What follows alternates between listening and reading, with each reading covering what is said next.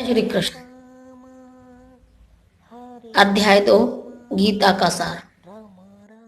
अर्जुन ने कहा, हे शत्रुहंता मधुसूदन, मैं युद्ध में किस तरह भीष्म तथा द्रोण जैसे पूजनीय व्यक्तियों पर उलटकर बाढ़ चलाऊंगा।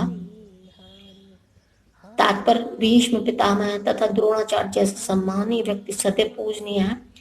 यदि वे आक्रमण भी करें तो उन पर उलटकर आक्रमण नहीं करना चाहिए। यह सामान्य शिष्टाचार के है कि गुरुजनों से वाग युद्ध भी न किया जाए। यहाँ तक कि यदि कभी भी वे रुक्ष व्यवहार करें तो भी उनके साथ रुक्ष व्यवहार न किया जाए। तो फिर भला अर्जुन उन पर बाण कैसे छोड़ सकता था? क्या कृष्ण कभी अपने पितामह नाना उग्रसेन या अपने आचार्य सांदीपनि मुनि पर हाथ चला सकते थे? अर्जुन ने कृष्ण के समक्ष यही कुछ तर्क प्रस्तुत किए। ऐसे महापुरुषों को जो मेरे गुरु हैं, उन्हें मार कर जीने की अपेक्षा इस संसार में भीख मांगकर खाना अच्छा है। भले ही वे सांसारिक लाभ के इच्छुक हों, किंतु हे गुरुजन है तो गुरुजन ही। यदि उनका वध होता है तो हमारे द्वारा भोग्य प्रत्येक वस्तु उनके रक्त से सनी होगी। तात्पर्य, शास्त्रों के अनुसार ऐसा गुरु जो निंद कर्म रत हो और जो विवेक शून्य हो, त्याज्य हो, दुर्योधन से आर्थिक सहायता लेने के कारण भीष्म तथा द्रोण उसका पक्ष लेने के लिए बाध्य थे। यद्यपि केवल आर्थिक लाभ से ऐसा करना उनके लिए उचित न था। ऐसी दशा में वे आचार्यों का सम्मान खो बैठे थे। किंतु अर्जुन सोचता है कि वे इतने पर भी वे उसके गुरुजन हैं, अतः उनका वध करके भौतिक लाभों का भोग करने का अर्थ होगा रक्त से सने अवशेषों का भोग। हम यह भी नहीं जानते कि हमारे लिए क्या श्रेष्ठ है, उनको जीतना या उनके द्वारा जीते जाना। यदि हम धृतराष्ट्र के पुत्रों का वध कर देते हैं तो हमें जीवित रहने की आवश्यकता नहीं है, फिर भी वे युद्ध भूमि में हमारे समक्ष खड़े हैं।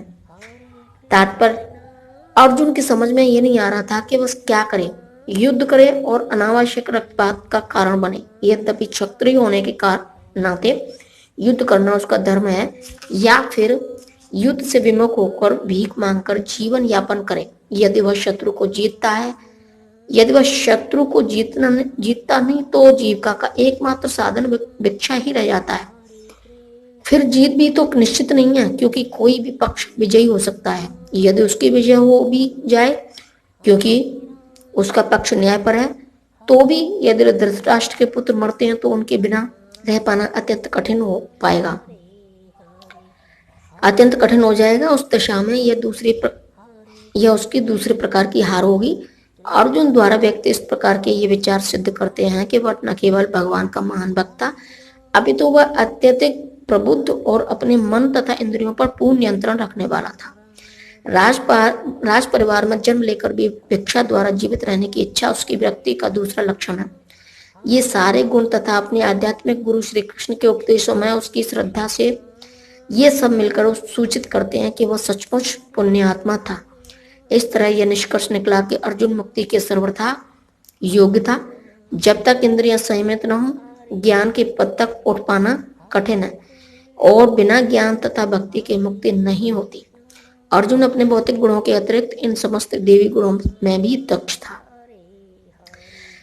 अब मैं अपनी कृपाणता। जय श्री कृष्ण।